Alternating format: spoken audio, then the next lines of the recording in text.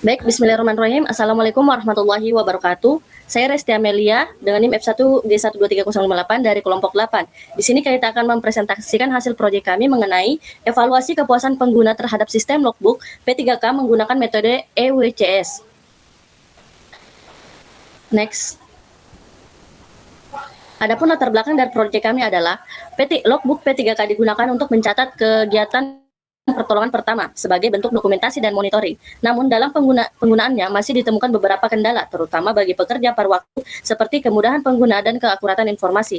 Oleh karena itu, diperlukan evaluasi untuk mengetahui tingkat kepuasan pengguna terhadap sistem tersebut. Dengan menggunakan metode EWCS, digunakan untuk mengukur kepuasan pengguna berdasarkan beberapa aspek seperti konten, akurasi, format, ease of use, dan timelines.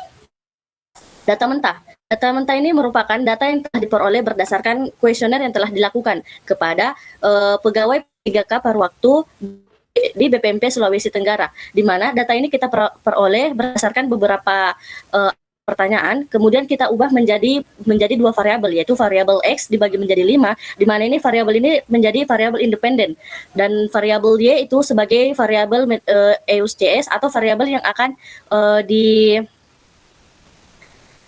build sebagai target.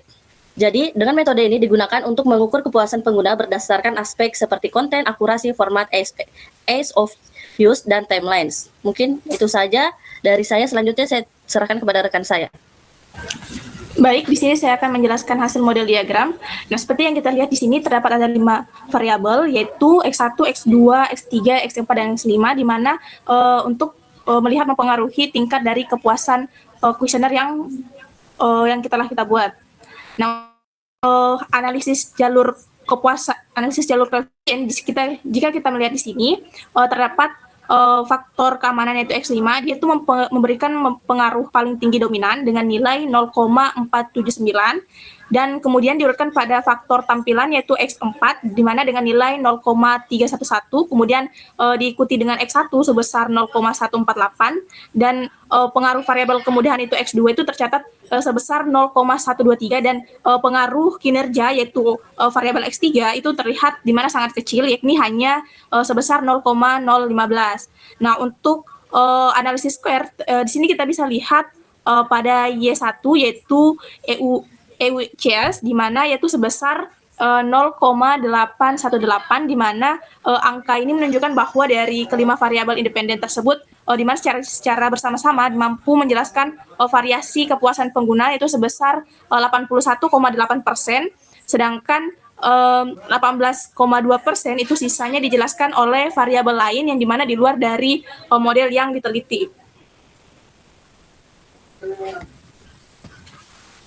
Di sini saya akan menjelaskan outer loading, di mana hasil dari outer loading itu sebagian besar indikator memiliki nilai landing factor yaitu di atas 0,70, yang dimana sehingga dinyatakan valid dalam mengukur konstruk penelitian. Dan jika kita lihat pada variabel X1 manfaat, di mana seluruh indikator itu memenuhi kriteria validasi dengan nilai loading di antara 0,731 sampai 0,859. Nah, untuk variabel X2 kemudahan di mana dia memiliki indikator yaitu X2.3 dengan nilai 0,533, yang dimana masih tergolong rendah namun bisa untuk dipertimbangkan. Nah, kemudian pada variabel X3 itu kinerja, itu dia terdapat di indikator X3.1 di mana sebesar nilainya itu 0,339,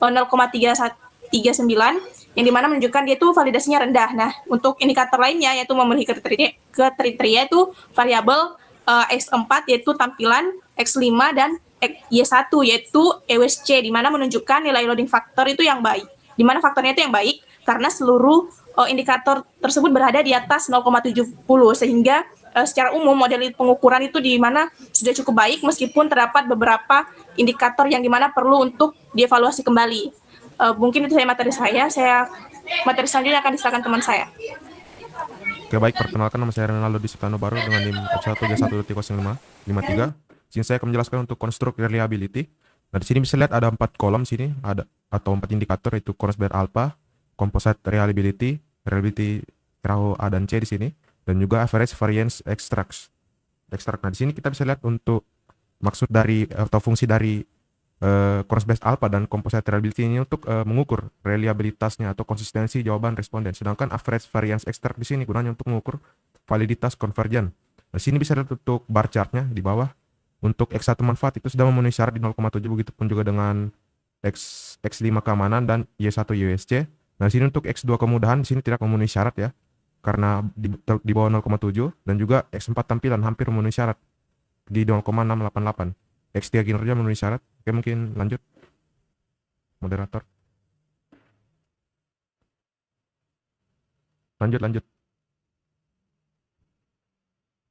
Oke, di sini bisa lihat untuk hasil uji construct reliability dan validity menunjukkan bahwa sebagian besar variabel telah memenuhi kriteria reliabilitas dan validitas konstruk. Nilai composite reliability seluruhnya variabel berada di atas 0,7, bisa lihat di bar chart ini, yang menandakan bahwa konstruk reliable. Nilai average variance juga sini sebagian besar sudah berada di atas 0,50. Namun di sini ada X3 kinerja yang masih berada di bawah 0,5 ya di sini. Masih belum memenuhi syarat di sini. Oke, mungkin lanjut moderator. Nah, di sini ada R square-nya. Di sini bisa lihat untuk nilai R square sebesar 0,818 menunjukkan bahwa variabel independen, yaitu variabel manfaat, kemudahan, kinerja, tampilan, dan keamanan itu mampu menjelaskan sebesar 81,8% variasi pada variabel dependent atau USG, sedangkan sisanya itu sebesar 18,2% dijelaskan oleh faktor lain yang di luar model. Nah, nilai R square adjusted sebesar 0,778 di sini menunjukkan bahwa model tetap memiliki kemampuan penjelasan yang baik setelah disesuaikan dengan jumlah variabel yang digunakan. Sekian dari saya serahkan ke pemateri selanjutnya.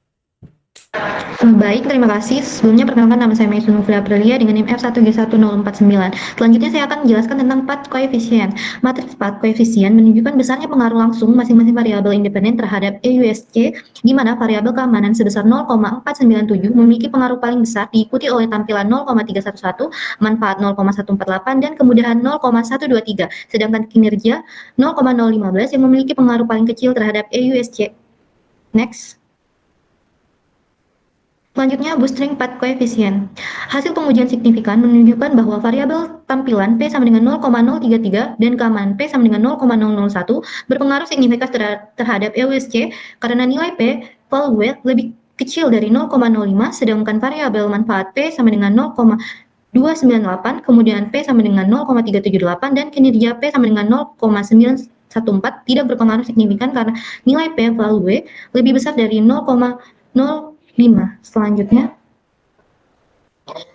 kesimpulan, berdasarkan hasil analisis menggunakan metode EWCS dengan bantuan Smart PLS dapat disimpulkan bahwa variabel konten, akurasi format, ease of use, dan timeless memiliki pengaruh terhadap kepuasan pengguna dengan nilai R-square yang menunjukkan kategori cukup kuat, serta hasil path koefisien yang menempatkan ease of use sebagai faktor paling dominan didukung oleh hasil bootstrapping yang signifikan, sehingga secara keseluruhan sistem logbook P3K paruh waktu dapat dikatakan telah mampu memberikan kepuasan kepada pengguna dan berada pada kategori baik. Terima kasih, itu saja yang bisa saya sampaikan. Saya kembalikan kepada moderator. Baik, mungkin itu saja presentasi dari kelompok kami. Kurang dan lebihnya mohon dimaafkan. Wabillahi taufiq wal hidayah. Wassalamualaikum warahmatullahi wabarakatuh.